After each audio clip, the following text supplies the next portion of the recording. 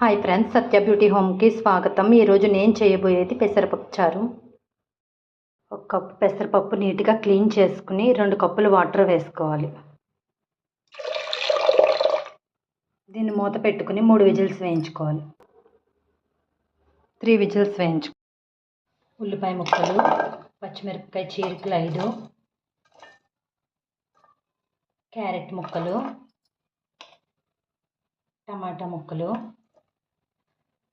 కరివేపాకు, కొత్తిమీర, చిన్న అల్లం ముక్క ఇలా దంచుకొని వేసుకోవాలి. 1 గ్లాసు వాటర్ వేసుకోవాలి. పసుపు, రాళ్ళ ఉప్పు. 3 విజిల్లు వేయించుకున్నాక పెసరపప్పు ఇలా ఉంది. దీన్ని బాగా స్మాష్ చేసుకోవాలి. ఇలా కాదు అనుకుంటే మిక్సీలో ఒకసారి ఉంటే మెత్తగా స్మాష్ అయిపోతుంది. ఇది ఇలా మెత్తగా స్మాష్ అయ్యాక ఈ కూరగాయల్లో మెత్తగా స్మాష్ చేసుకున్న పెసరపప్పు వేసుకోవాలి. ఇలా వేసుకుని ఒకసారి గరిటెతో కలుపుకొని సరిపడా వాటర్ వేసుకోవాలి. ఇప్పుడు గ్యాస్ పైన పెట్టి మరగబెట్టుకోవాలి.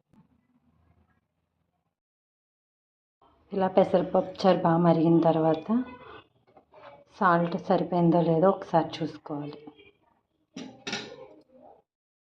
పెసరపప్పు చారు మరిగిపోయింది. ఇప్పుడు తాలింపు తీసుకుందాం.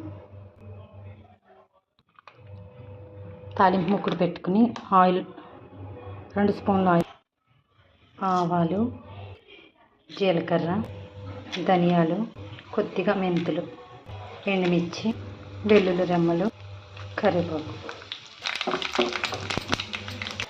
తాలింపు వేగాక ఒక చిటికెడు ఇంగువ. తాలింపు వేసిన తర్వాత ఒక నిమ్మకాయ.